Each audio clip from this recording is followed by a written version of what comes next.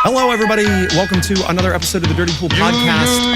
I'm really glad that it didn't crash, and I set up the correct scene this time. You know it's going to be a good day. Today, I'm joined by none other than Abe Flips, who you may know from many, many years ago ran some of the most, I would say, highly viewed and very respected pinball tutorial videos on YouTube. I know you're rolling your eyes, Abe, but it's true. Just take the compliment. Yeah, it's Abe Flips, everybody. Hey, everybody. Thanks for having me, Jeff. Hi.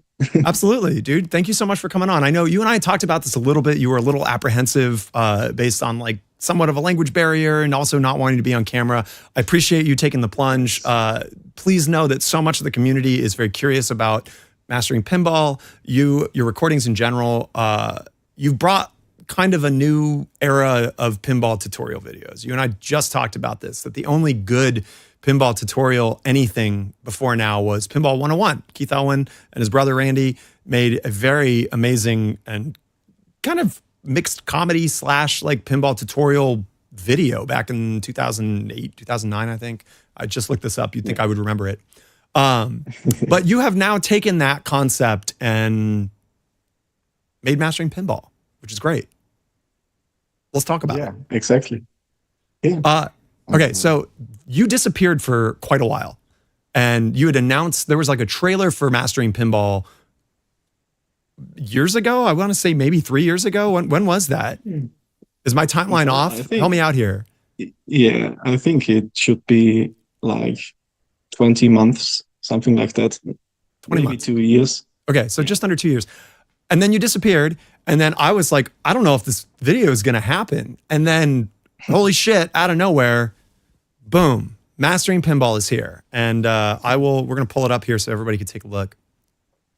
Before we get into actually viewing some of what this is kind of what the online page portal looks like if you purchase it, which I did.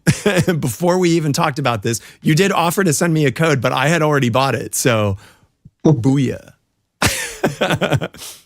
So this is what you get. It's broken down by chapters that you can easily kind of like jump through. You can find different sections of it. And yeah, you're going to see all sorts of cool stuff. You shot an enormous amount of slow motion video for this. Do I dare ask how many terabytes of slow-mo were involved in the production of this? Oh, that's a good question. Oh, I really can't tell you right now off of my head. Did you jump through like external drive after external drive, or did you set up like a big RAID array just to host everything?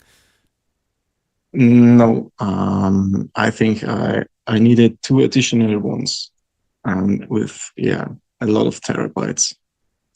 Amazing, that's a lot. You mentioned that someone else assisted you in terms of getting the production for this, but the production quality for this and the amount of high-speed video is just like astronomical.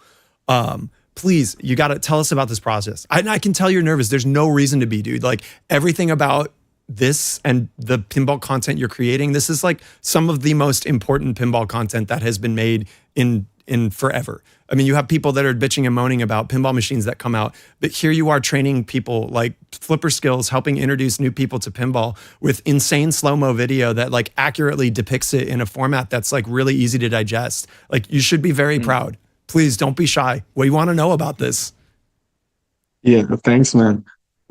It started with Abe Flips on YouTube. And the first idea was I want to do a big film, right? With every skill involved. But my friend, my mentor, Simon, he was helping me with filming and stuff. He told me that's too much. I should divide it in separate techniques. So that's how Abe Flip started. And yeah, after I recorded most of the stuff I wanted to record and I was quite happy with it, I thought, what can I do now? Right, like how can you level up that situation? Exactly. One thing that you do that I really like that you take the time to do is you'll talk about a concept, but then you'll visualize it with graphics. So for example, in your older videos on YouTube, you talk about shielding, and then you'll show like, illuminated kind of like cone of light that gives an example of what that looks like. And we'll show that because you do it again, obviously, in Mastering Pinball.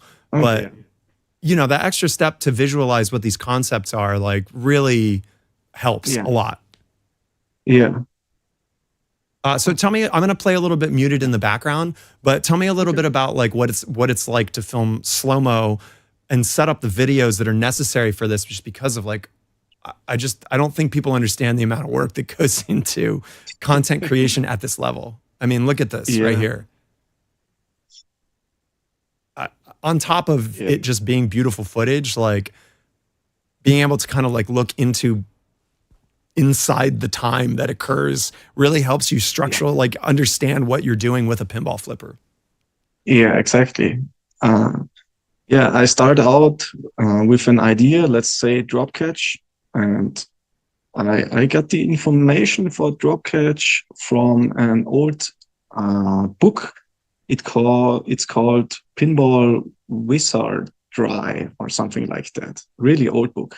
And they were explaining that you can drop the flipper later, so the ball will go up the inlane, something like that. And I tried to wrap my hand around it and maybe get a new idea how the drop catch works and reflect. And then I write the script and think about what I want to record. And then also I get the slow-mo cam, of course, and I'm watching what's happening. And then I'm thinking of how I can visualize an idea I have in my head, like the shielding stuff. I wasn't sure how that works. I just saw people lifting up their flippers, and I wondered why, because the ball didn't approach the center or something like that. But I saw it's like a habit. Sure. So I tried to wrap my head around it, and I came up with this shielding concept, and it makes sense. I thought how you say flashlight is the best way to see how the ball could come down, and And I really love too that you take the time to not only let me pull up the fucking chat directly over the video. You take the time to show what the consequences of one versus the other are. So you don't just teach the flipper skill itself, but you take the time to show when and where to apply it. So for example, you talk about not doing a drop catch when the ball is towards the very end of the flipper, because the ball spin can then essentially have it run right off the flipper, and then show visual examples of that, like literally right here, which is amazing. So here, I'm gonna rewind it. Let's let people kind of listen to a little bit of this. We'll let like a good minute of it play. The variability of the drop catch makes it one of the most versatile and powerful skills in pinball. You can catch the ball from any direction, even with the upper flipper. The key is that the ball must approach the base of the flipper. Otherwise, it won't gain enough backspin upon contact and will drain down the middle. When the ball comes to rest on the flipper after a catch, it will slowly roll back down. This drastically changes the timing for the follow-up shot. Adjust your timing by shooting later than usual. This takes some practice, but pays off in the long run.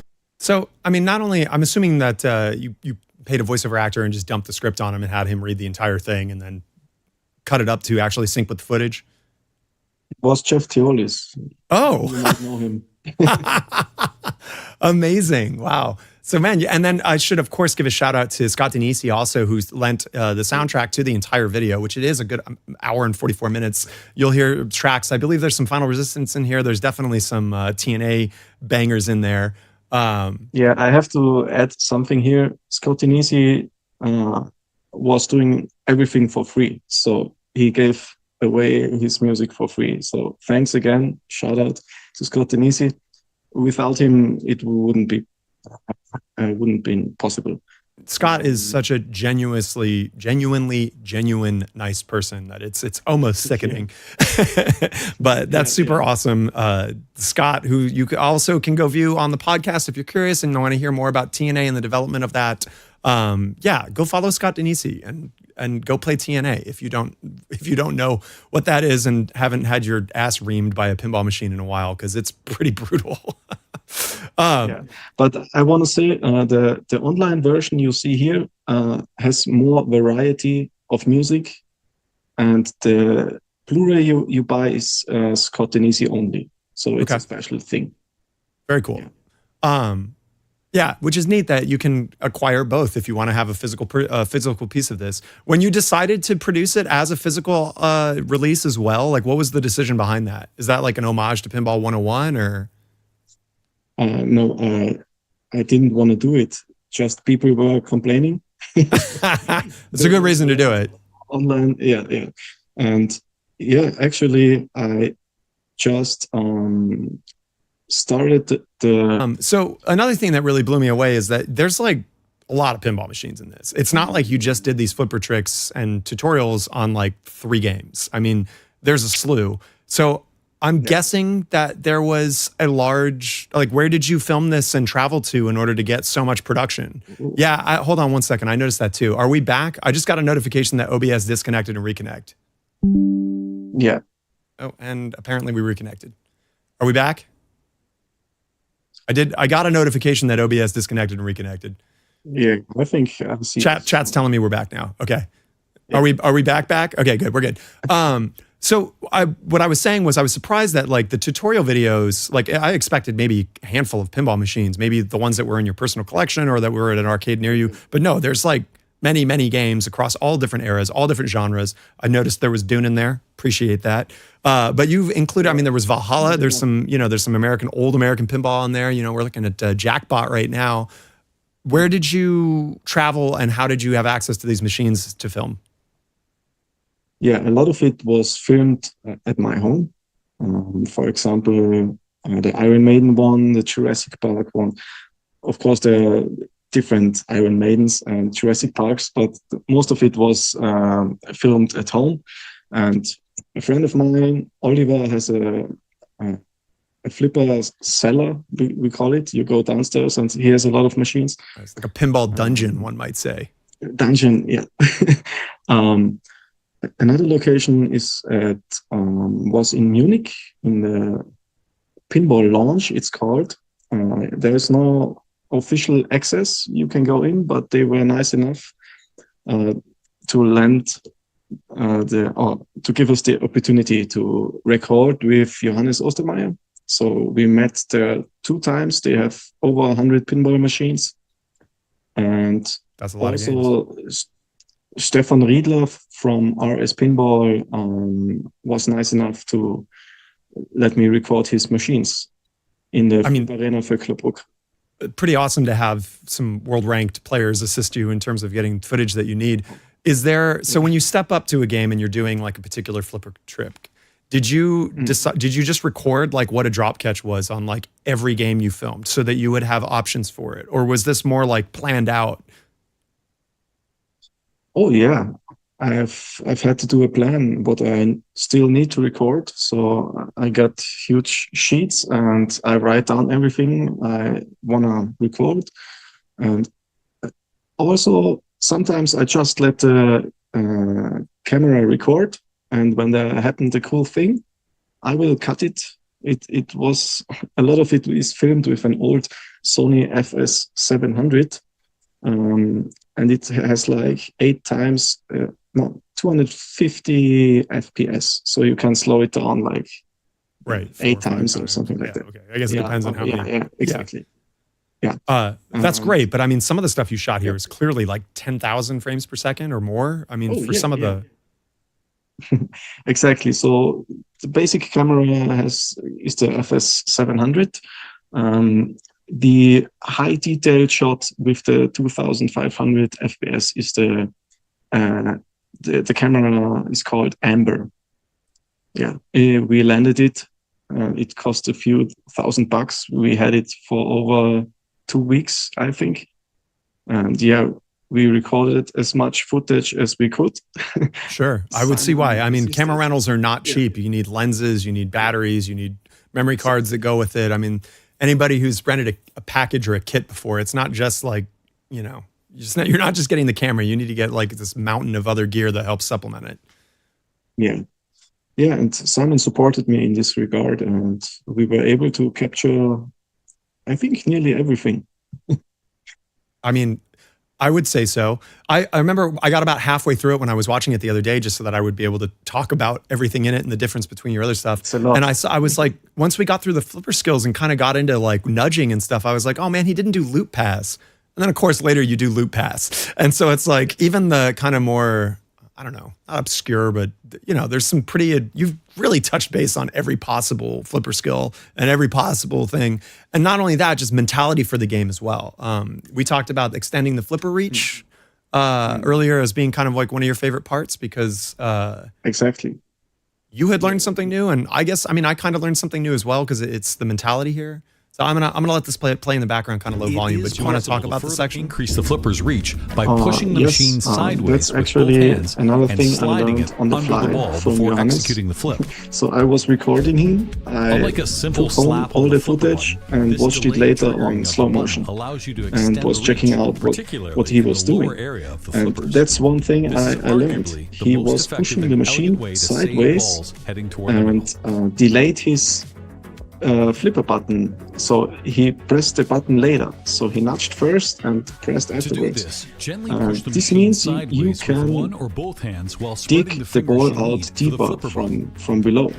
Toward the end Because of the when push, you can just trigger slap the flipper button from with the an side, additional the flipper precise goes up press or slap. and to the side. But when you sure. push Execute it the flip first to the as side, briefly as it comes up possible later. to protect the center from the Yeah, balls and that's bouncing the off the technique. lower You see the swing finger? post. Note that this technique I is push the only machine used to for the balls side coming and flip later. diagonally from the And opposite that's side what I to a learned on the vertical fly. angle, as this requires more After the range in recordings, lower I had to area of figure the out flippers. how I want to do it.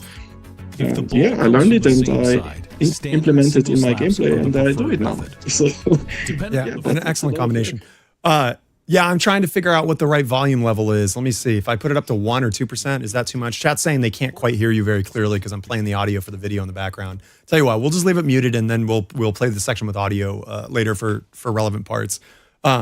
So, but you were saying like essentially that he moves the game and then disengages the flipper later, which is a much more advanced skill than just kind of YOLO slapping it, which is kind of what I would do, which is just like hit the hell out of the machine and have it flip at the same time. But by then your flipper's already raised and it's no longer effectively saving the ball. exactly. So yeah, I mean, let's see. Caden Harrison is asking if you ever played pinball on Visual Pinball X. Have you done any VPX stuff? Yeah, actually, I owned a virtual pinball machine, high end, like 8,000 euros. It was here with 4K and I think 200 FPS or something like that. Sure. I wanted to learn rules, especially with this machine. But in the end, it was too much work and not enough tables which were programmed well. There are tables which are programmed well with microflips and everything working, but it takes a lot of time to get it set up well. And yeah, I don't know. I sold it. Well, and you also, and on real machines too, like having it set up so you could do microflips as well, even outside of the virtual space. You know, Joe the Dragon said that, but flippers and hardware are different. And you address this in the video. You talk about how many of these skill sets, obviously the whole like microflip section is a good example where, you know, you talk about how like on older Bally games, the microflip is a lot easier to engage because of the leaf switch versus an opto. And on Stern machines that it's still possible, but harder. I mean, a lot of this stuff is addressed, you know, in the description of it. Yeah. So Ep the Geek, hey, what's up, Eric? Eric from Barrels of Fun hanging out with us. It says that it's crazy that you didn't know a lot of this stuff before making the videos. I mean, you really did kind of like dive in to learn a lot of production, post-production skills. And I mean, you had obviously some editorial knowledge because of the videos you had been making on YouTube. What would you say was like the biggest transition from doing like a YouTube video to doing like a produced like feature, I guess, for lack of a better word? Yeah, before that, I was doing everything on my own. But now I've had to get in contact with other people like Johannes or Scott Danesi, so that was new for me. Yeah, what else? Licensing. The worst part was merchandise and artwork because the advertising. Sorry. Oh, sure. The marketing angle of it is like huge, right? You're hate essentially. yeah, A necessary evil, though. I mean, you spend all this time making a product like this. You would do it a disservice not to support it for people that are interested in that kind of stuff.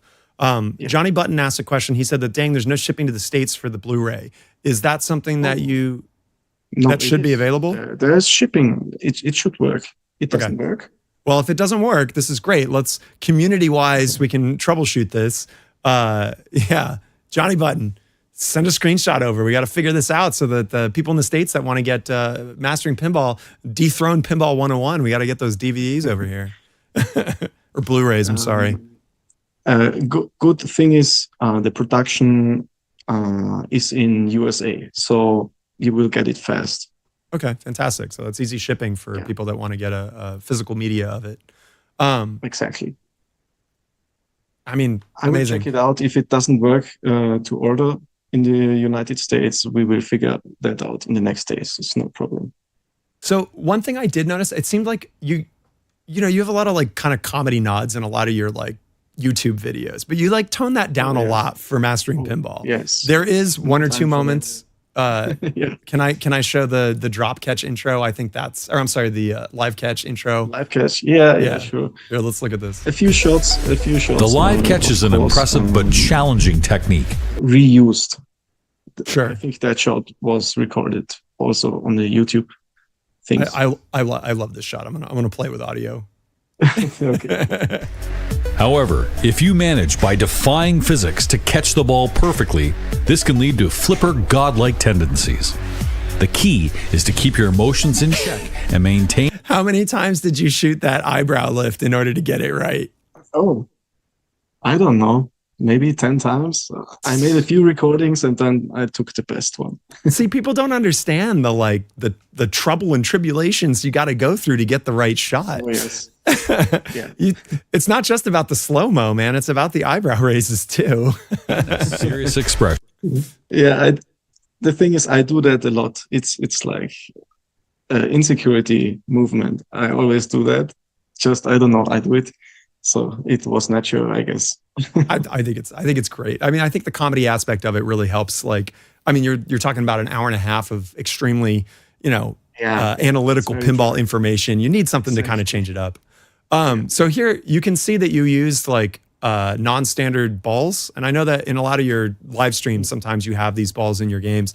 Did you do that to help accentuate ball spin so that it's visual? And because I know that you've talked about how ball spin is a huge component of it in a lot of the videos. Yes, exactly. That's the reason. And what you're seeing here, yes, it's that you see the ball spin. It's very hard to see on a shiny ball what happens. It's true. Yeah. And it's very, very obvious when you've got this like cobalt spider pattern or the like kind of 50-50 one. Exactly. Caden Harrison is asking, what's the YouTube channel called? I think it's just Abe Flips, right? Can a mod drop Abe's actual YouTube channel instead of just the website? If you want to see this is www.abeflips.com. That is where Mastering Pinball is available for purchase, both streaming and digital. And then you too can watch 10,000 frames per second slow motion and find out why your pinball skills aren't as good as they should be. Yeah. So, all right. Yeah, I mean, tell me more about the production, man. Like, what were some things that you were surprised that were way difficult that maybe should have been like super easy? Like conceptually, you were just like, oh, I just need a shot of this thing. And then when you actually sat down to get it, it was just like a pain in the ass. Either the machine wasn't cooperating or... the hardest skills were, I think, saves, because you can't reproduce the same feed over and over again. Right. Easy. I built myself a little ramp where I can drop the ball and it goes to the same position every time. So you get consistent speed and consistent droppage. Exactly. That was hard also on the nudging chapter. I always wanted the same feed, so the ball approaches the slingshot at the same position. Sure. So I can test out how the ball shoots away and what I can do to influence it. I think that was very challenging. What else? The animation stuff was very challenging because I'm not a film guy. I don't know the software. I've had to learn everything from ground. I love that, Of though. course. I love that you just wanted to make like the best possible pinball tutorial and just like figured it out as you were producing it. Amazing. Yeah. I guess that's the love for pinball. And I mean, yeah, that's it. yeah. You can tell you composited a lot of stuff too. Like in the aiming and shooting section is kind of a good example right off the bat. Like you give an example of like how flipping and timings change where the ball trajectory is. I think it's right coming up here. And you know, you composited like 10 different shots off the flipper here so people could see what it looks like. I think it's coming up right now. Yes. Here we go. Exactly. Machine Gun Godzilla. Yes. Those are Boom, ideas boom, I have boom. in my head. Yeah, exactly. That's it. Yeah. Yeah. So, I mean, compositing this kind of stuff is not, I mean, it's not crazy difficult, but it is time consuming. What was the production time from start to finish, from when you were like, started writing the script to finishing rendering the last encoded version of it for, you know, distribution? Yeah, so I was able to reuse the best shots from my YouTube channel. Why should I record them? Of course not. Time? There's Nobody's saying you need to do original footage for everything. Yeah. But I guess that was just like 30%. The rest is completely new and fresh. Yeah, it took me, I guess, 1.5 years, something like that, from start to finish. But as I said before, why it took so long, it's also the artwork, the music, the licensing, the merchandise.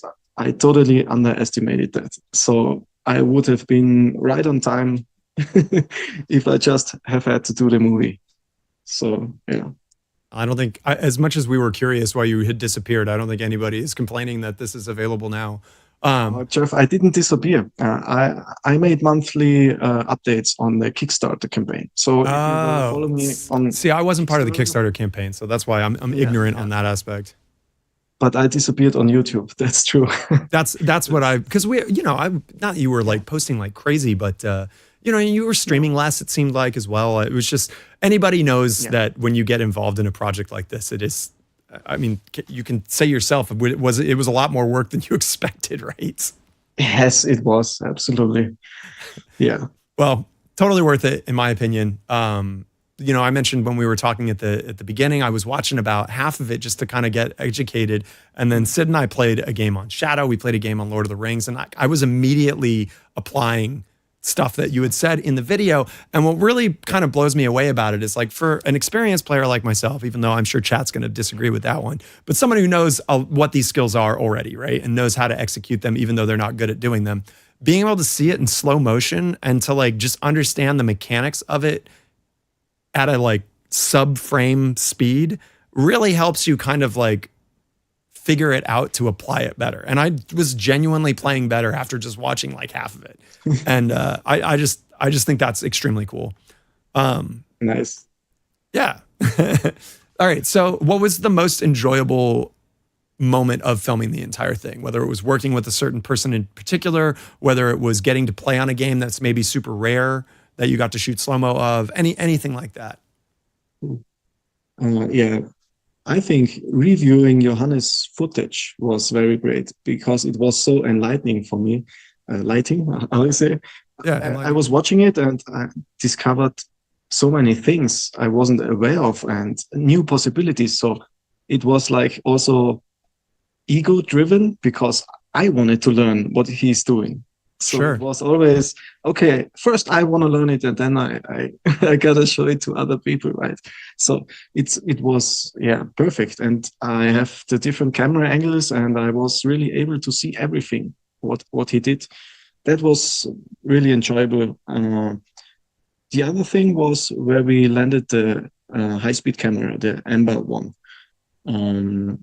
I think we shoot a whole week straight every day. And my friend was coming, Simon, and yeah, it was filming the whole day. That was a great experience. And yeah, that sounds awesome. So for people that don't know, like slow-mo cameras require like an astronomical amount of light. Do you feel like you need to go to the optometrist afterwards now that your retinas have been like completely burned out from recording hours and hours of slow-mo footage? Yeah, it was okay. My friend, he got big lights a lot of lights. When you watch the outro, I think you can go Boom. there. It's the Let's go last there right now. chapter. When you let it play or skip a little bit, I think you should see a little making of. And there are some scenes. Wow, look at Oh, the yes. amount of diffusers there. Good Lord. Yeah. Did you put sunscreen on? Once I used sunglasses because it was brutal, but it worked.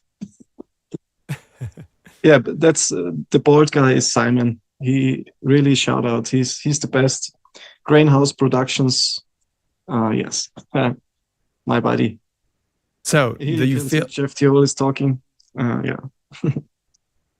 now that you've got all this education in more filmmaking, do you think that there are other pinball films in the future that you're interested in doing, or do you feel like you've kind of done what you needed to for pinball education in terms of tutorial videos? Yeah, sure. I'm interested in progressing with the pinball career, so to say. That's why I have on my homepage the masterclass. You can join, and it is connected with a Discord channel, and people can share their experiences, tournament related or technique questions or questions for their movie. The Discord is free, and the masterclass is like €4 a month. And I try to upload videos when I have an idea. For example, I didn't include the CMAC bounce. I'm not sure if You didn't include the which one?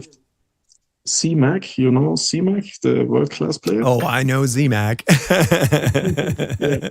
There's a particular move he does when the ball rolls over the flipper. He does the dead bounces on the tip of the flipper. It's called the CMAC bounce. Yeah. And I didn't cover that really on the film, so I made a little 2 minutes clip. Yeah, and I mean, that's a great idea. Each player has some of their own unique finesse or talent that they bring to it. Zach McCarthy clearly has that. And I bet there's other players that have moves that are pretty unique to their play style. Exactly. Something else you do cover, you do talk about how, I believe it's in the nudging section, how each player has kind of like a lot of their own kind of finesse and technique in terms of how they like place their hands on the flippers, how they actually like physically move the game.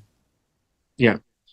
Yeah, I always try to encourage people to use different techniques, because you're different height, for example. I'm a small person, so I can't match like Johannes, because he's more like top down and I'm a little bit more in front.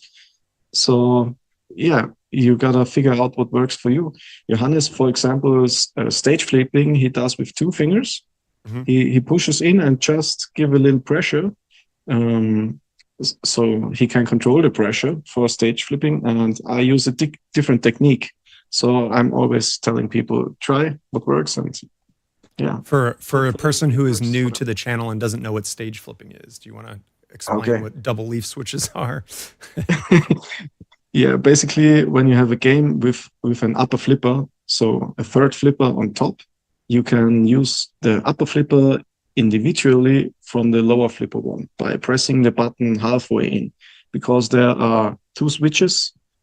You push it inside and you touch the first switch. The first switch is the lower flipper button, and you push it further.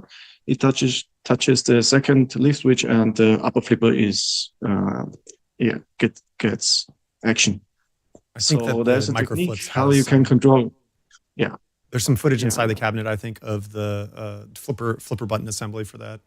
Pat the Weirdo says that you're his hero and that your videos are the go-to when people ask where to start for pinball videos. And that's absolutely true. At least the YouTube ones were. Thanks, now, maybe it's this one, right? Yes, hopefully. Yeah, I heard so many good words about the movie. Really, one of the best things was they said there's a time before Mastering Pinball and a time after Mastering Pinball. Especially for tournament players, it will accelerate their start, especially, I would say. Sure. Or anybody who just, that's why I like this. it isn't just for tournament players, like for sure, but it's just for anybody who's curious how pinball machines function, the kind of like, people that are totally new to pinball and see me playing are like, what, there's more than just luck involved. And you're like, God damn it. like for sure, you can generally get the ball to do whatever you want to a certain degree. This clearly helps illustrate that. Nuclear Black's making a joke that you should cover my special skill set, which is draining. Because he's a big asshole. Yes.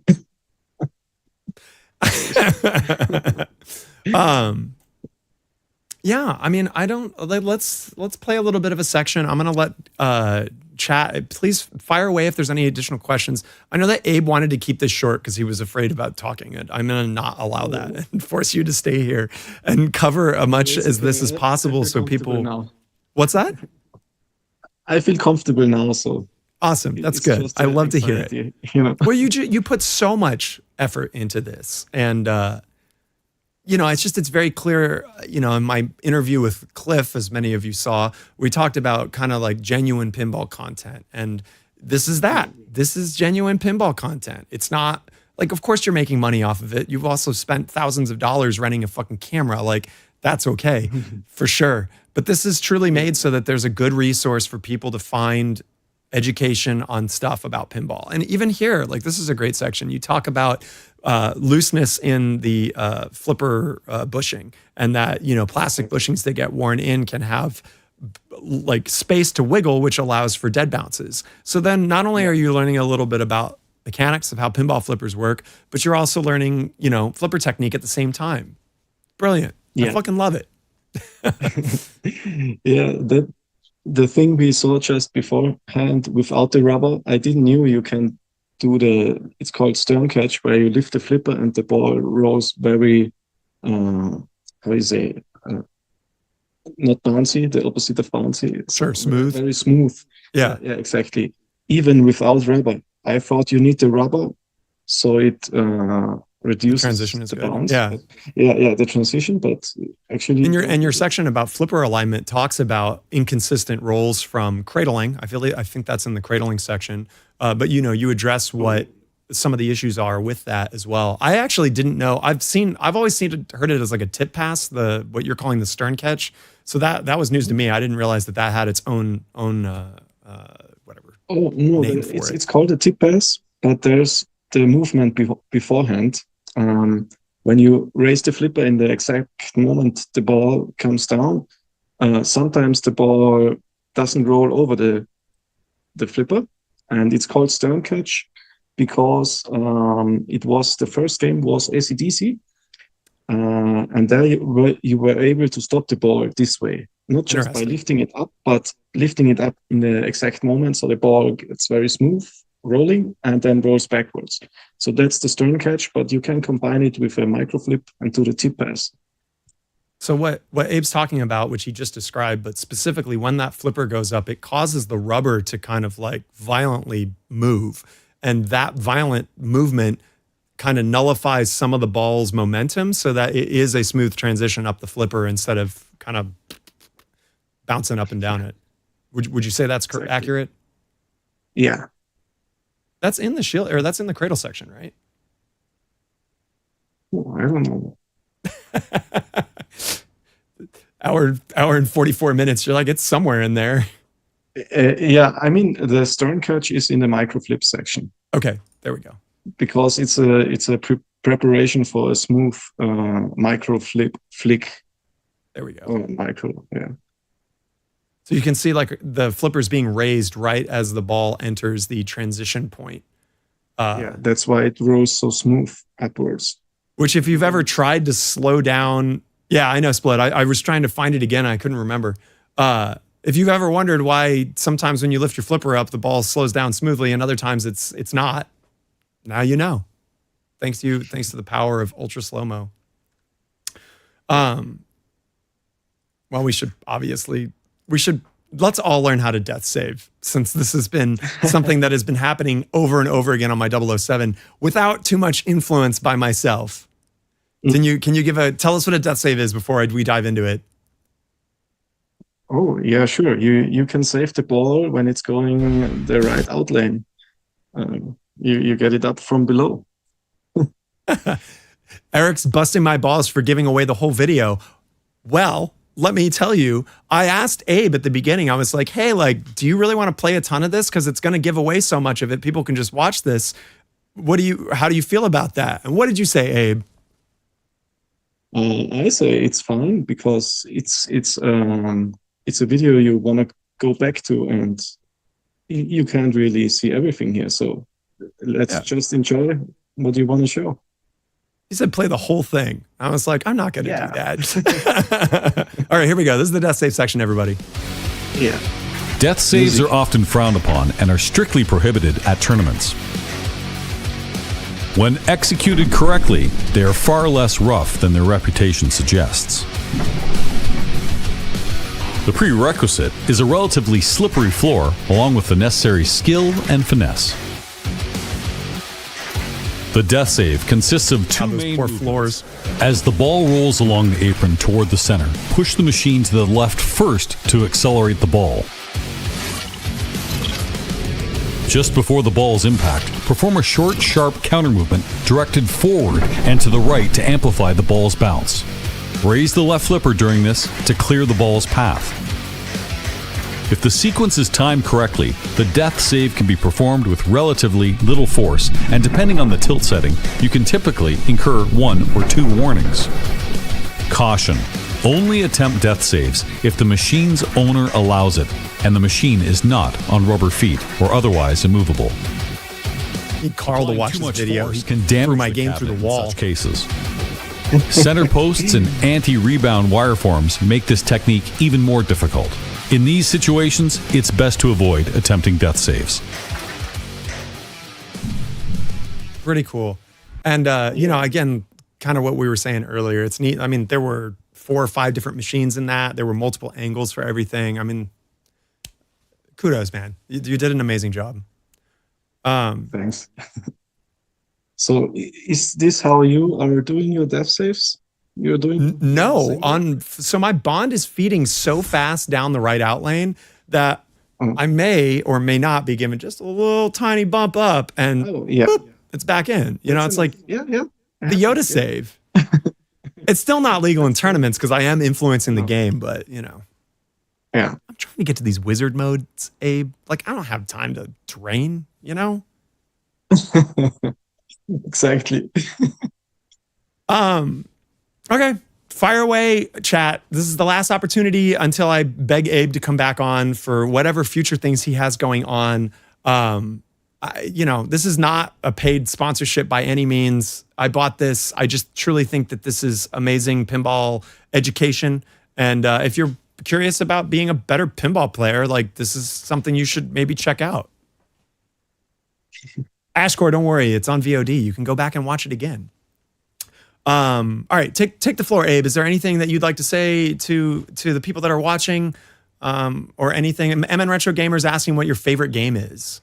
Let's go with favorite game, and then also favorite game that you actually shot for the video. Yeah, Jurassic Park is still my favorite game. The code is awesome.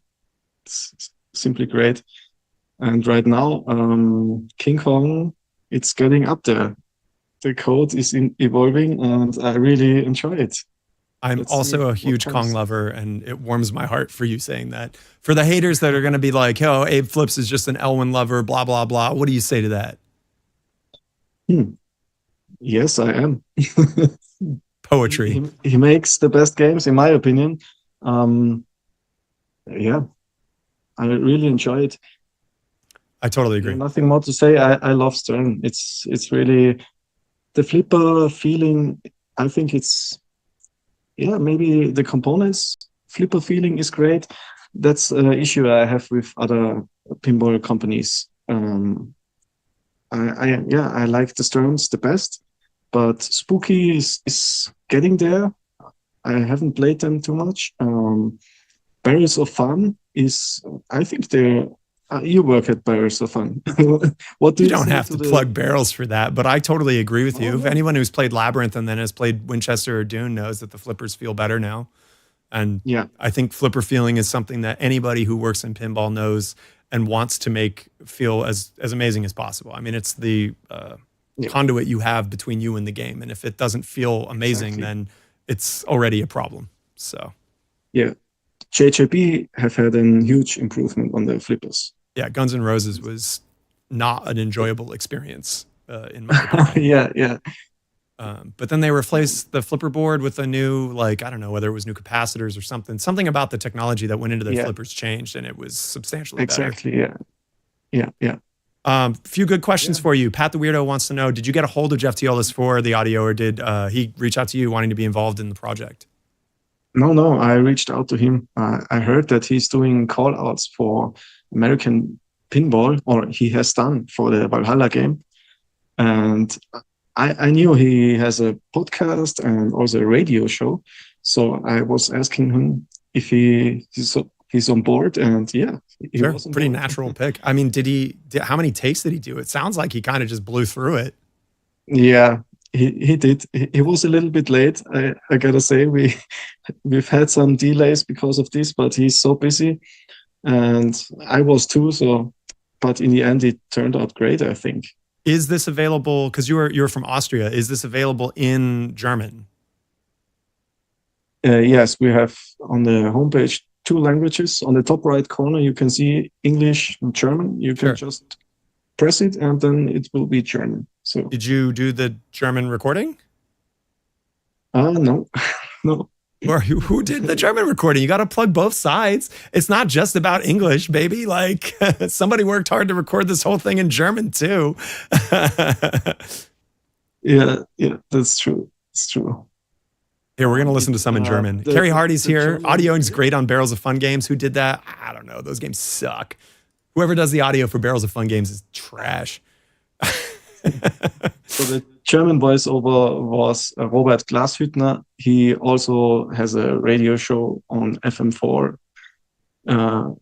Yes, he has a Vienna slang to him, and I really enjoy it. So I did. For people who don't know what a Vienna slang is, like me, what does that translate to? Oh, you know Falco? Rock Me Amadeus. Oh, yeah. Yeah, and this a little bit, it's a certain style, from the... Okay, well, here we go. It's nudging in German. Nudging. Allgemeines. Mit verschiedenen Schubs- und Rütteltechniken könnt ihr beeinflussen, wie die Kugel von Hindernissen am Spielfeld abprallt. Auch bekannt unter dem Namen Nudging. Ihr könnt den Flipper schubsen, schlagen, rütteln oder auch drücken. Wichtig dabei zu verstehen ist es, dass das Spielfeld unter der Kugel verschoben wird und nicht die Kugel selbst. Meist dient der Nudge... Sehr gut. Ist der gut, nice? Sehr gut. Ja? Ja. Sehr gut. Well, danke. I almost slipped into Spanish there because my German's such terrible. Mr. Furious User is saying he's only going to watch it in German. Well, fantastic. So honestly, you could both learn to speak German and how to play pinball if you really dedicate yourself to this video. Yeah. Right? You can, yes. I have a little question for you, Jeff. Sure. I already told you I'm a big fan of your Winchester music and sound effects you're doing. It's really captivating. And I started a few weeks ago a computer game. It's called Expedition 33. Do you know the game? I do. It's by the French studio that fractured off of Ubisoft. Exactly. And there's one, I don't know the English word for it. There's a house you can get inside, and there's a soundtrack, and it reminds me really of Winchester's and the sounds there. And I thought you were inspired by it or something like that. No, I haven't played Expedition 33. I've seen it. I'm a fan of JRPGs to a certain degree, and I heard that this one kind of takes all of the best qualities of that and makes it like kind of a pretty unique experience. But no, I haven't played that. Compliment. Really thank you. I appreciate that. I really appreciate that. No, Carl sent me a bunch of references of stuff. Believe it or not, most of the inspiration for the music for Winchester came from the game Seventh Guest. Carl and I are both fans of it. It's an old horror game from the 90s, a full motion video, kind of like CD-ROM game. where you kind of go through a house and solve puzzles. So a lot of the camera motions through the hallways going to certain doors and stuff are like kind of an homage to that. Not a lot of people got that reference just because it is fairly obscure. But yeah, the soundtrack is certainly like that. There's some Easter eggs in the music too, especially some of the wizard mode stuff coming up. But yeah. Oh, nice. Anyways, I really appreciate that, Abe. I do. Thank you very much. I actually didn't know whether you had even heard it before until when I hopped on your stream and was like, "Hey, come on the show, please."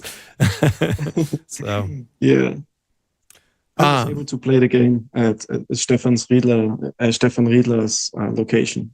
Oh, awesome! Did it survive the international journey? I always can't. I worry so much for these games when they have to because pinball machines don't exactly like vibration, and I don't know if it's by sea or by plane or what, but like.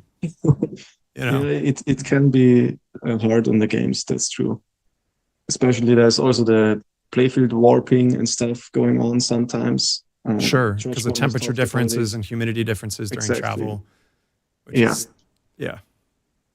But it survived. That's great. I wonder what code version that was, because man, oh man, we've added so much and more to come for sure for everybody who has got a Winchester, which is not a lot of people. Yeah, exactly. That's the problem. Not enough games, but good on the other side. Yeah. Next time. Yeah. That's for David to decide how many to make. Are there any pinball machines for me to be able to hear the ball rolling in the machine? Even though I love pinball, I'm blind as well. Interesting. I have a project that I'm doing for an upcoming video that might be of interest to you regarding that, using some piezo contact microphones. So I'm looking forward to having more of that happen on a different stream. But no, I would say that is not truly a thing that I've heard of. You could take the glass off and hear it a lot better. Yeah. Maybe that's an option. All right. Yeah. Well, thank you, everybody. Thank you, Abe, again, for taking the time. I know that it is extremely late for you in Austria. It's okay. Yeah. Go check out for having me, Jeff. Go check out abeflips.com. Go buy Mastering Pinball, because you should. I'm just gonna say it. You busted ass making pinball stuff. Go check it out. Yeah. We're gonna praise the Great Pyramid now. You ready, Abe? Yeah, I'm ready. Oh shit. You gotta go like that. And then you gotta say, I praise the Great Pyramid. I praise the Great Pyramid. You sound so enthusiastic. I also love that. Oh, right. Thank you, Johnny Button. So I noticed that one of the things that was missing from here, you had some classics, but you were missing some other classics. If you were to make a Mastering Pinball 2.0, can I suggest maybe throw out some 3 classic games that maybe you could pick one of these from? Okay. All right. So one of them that I would think would make a good game to showcase in here in the future is Raven, right? Yeah. Yes. Another one that you could possibly pick for this is Raven. And then what's maybe if you had a third choice for this out of these 3, which one would you pick for including a classic? Raven. I see. Okay. That's the one with the nice backglass, right? That's one word for it. In the pamphlet, it talks about how the photo shoot for it was like visionary and going to change the direction of pinball backglass. Do you feel that Raven accomplished that goal? Yeah, I love it. So which of those 3 would you pick? I guess I would take Raven. That's a good choice. The second one. Yeah. Specifically the number 2. Yeah. Amazing. All right, everybody. Thank you so much. Please go check out abeflips.com. I'll do the pyramid thing again. All praise. And as we end every broadcast, we're going to go raid. Let's go find somebody who doesn't have a lot of views and make their day and dump a bunch of people on them. If you've enjoyed this or jumped in the middle, please jump back to the beginning. Just hearing about how much effort went into this production was fascinating. At least for me. Maybe it is for you too. Yeah. In the meantime, bye. All right. Bye-bye.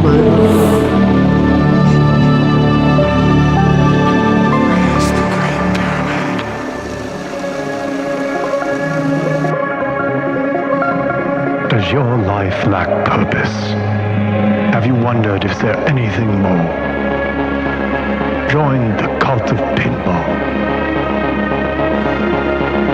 The Great Pyramid accepts all into the cult of the Great Order. I'm Dr. Cornelius Biggostein, imperturber and acolyte of the Great Pyramid. Join us on an ever-ending quest To spread